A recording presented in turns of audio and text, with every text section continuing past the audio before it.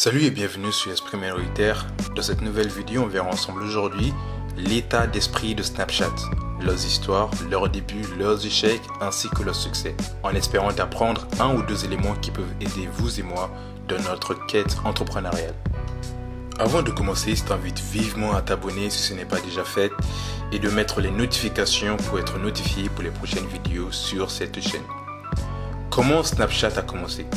En l'espace de 6 ans, Snapchat est passé de 0 à 25 milliards en évaluation, comparé à LinkedIn qui est évalué à 25 milliards aussi, mais qui lui a pris 15 ans pour se développer. Quelle est la particularité de Snapchat? Comment ont-ils commencé? Voici une brève histoire de sa création. Tout a commencé avec la rencontre de Evan Spiegel et Reggie Brown à l'université de Stanford, où les deux ont rencontré le cofondateur Bobby Murphy, qui est le programmeur derrière Snapchat. En 2009, Spiegel et Murphy ont premièrement lancé ensemble Future Freshman. C'était une entreprise pour aider les élèves de Stanford dans leur admission à l'université. Le résultat, ça fut un échec. Vers la fin de l'année scolaire, quand Evan Spiegel et Reggie Brown allaient finir leur première année à Stanford, Reggie Brown a eu une idée. À une soirée, il racontait à un ami « si seulement les photos que j'envoyais à cette fille pouvaient être éphémères et disparaître. » Ensuite, l'idée de Snapchat a vu le jour. Mais à ses débuts, elle s'appelait Peekaboo. Evan Spiegel, Reggie Brown et Bobby Murphy travaillaient tous les trois là-dessus toute l'été. Evan Spiegel a dessiné le logo du fantôme et il était le directeur général. Bobby Murphy était le directeur technique et enfin Reggie Brown était le responsable marketing. Juillet 2011, Peekaboo a été lancé et à ce stade, elle avait seulement 127 utilisateurs. Août 2011, il y a eu une dispute entre Reggie Brown et Evan Spiegel sur la possession de Peekaboo.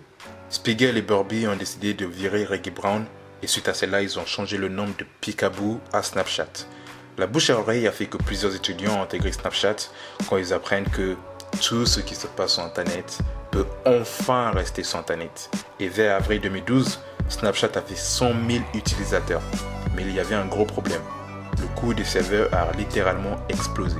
Une entreprise de capital a investi presque 500 000 $ dans Snapchat. Suite à cela, quelques semaines avant l'obtention du diplôme, Evan Spiegel a abandonné l'université quand il a vu une grosse somme d'argent dans son compte bancaire. Décembre 2012, après avoir lancé Snapchat sur Android, ce dernier rencontre un autre problème. Facebook décide de lancer une copie de Snapchat qui s'appelle Poke. Elle avait lancé pour rivaliser ce dernier, mais bizarrement, en quelques jours, ce lancement de Poke a fait beaucoup de publicité à Snapchat et Poke se fait entièrement oublier.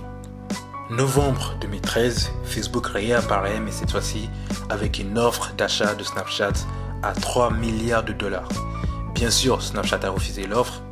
Décembre 2013, Instagram décide alors de lancer le Instagram Direct. Pour répondre à sa compétition, Snapchat décide d'ajouter des filtres à ses snaps et aussi la capacité de revoir ses snaps. Juillet 2014, Snapchat est maintenant évalué à 10 milliards $, d'où le bon choix de Evan Spiegel pour le refus d'achat par Facebook. Des rumeurs de la bourse estiment que Snapchat est maintenant évalué à 25 milliards en 2017.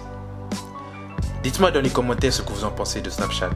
La leçon que vous en tirez, ça peut aider vous et moi et les autres qui lisent vos commentaires.